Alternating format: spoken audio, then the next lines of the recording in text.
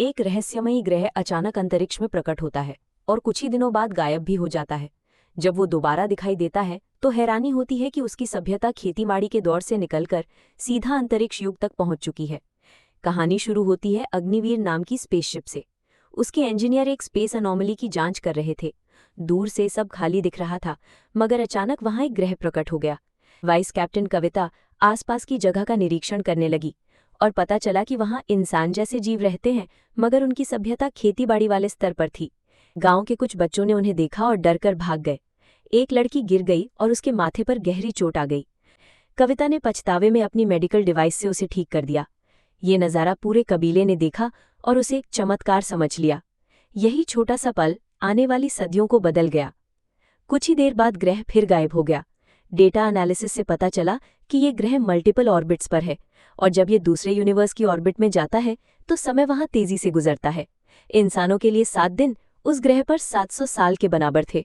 जब ग्रह दोबारा लौटा तो वहां की सभ्यता मध्यकालीन दौर तक पहुंच चुकी थी। लोग शहर बनाने लगे थे और कविता का नाम देवी की तरह पूजने लगे। असल में उनकी बच्ची को बचाने की घटना एक मिथक बनकर धर्म में बदल गई थी। शासन करने वाले शासक इसी धर्म के सहारे जनता पर नियंत्रण कर रहे थे।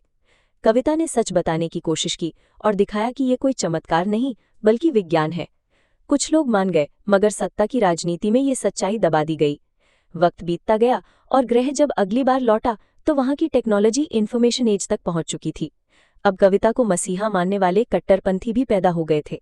संघर्ष और खून खराबा होने लगा। कविता ने माना कि उनकी एक गलती से पूरी सभ्यता पर गहरा असर हुआ। इसीलिए इंजीनियर ने एक बड़ा फैसला लिया। वो असल में एक एंड्रॉइड था जिसके लिए 700 साल कुछ भी नहीं। उसने ग्रह पर रुककर सभ्यता को समझने और सुधारने की जिम्मेदारी ले ली। जब ग्रह फिर से लौटा तो सभ्यता इंसानों से आगे बढ़कर अंतरिक्ष युग में पहुंच गई थी। उनकी स्पेसशिप अग्निवीर के सामने आ खड़ी हुई। साथ में वही इंजीनियर और कुछ स्थानीय लोग भी आ गए। कविता ने माफी मांगी, मगर उन्हें बताया गया कि देवताओं में विश्वास सभ्यता के विकास की एक नेचुरल स्टेज है। भले कविता न होती तो भी किसी और का मिथक बन जाता। इस अनुभव ने स्पेसशिप की टीम को एक बड़ा सबक दिया कि कभी-कभी सभ्यताओं का विकास हमसे अलग रास्तों पर चलता है और इंसानों को भी शायद एक दिन उन्हीं के अध्ययन का विषय बनना पड़े।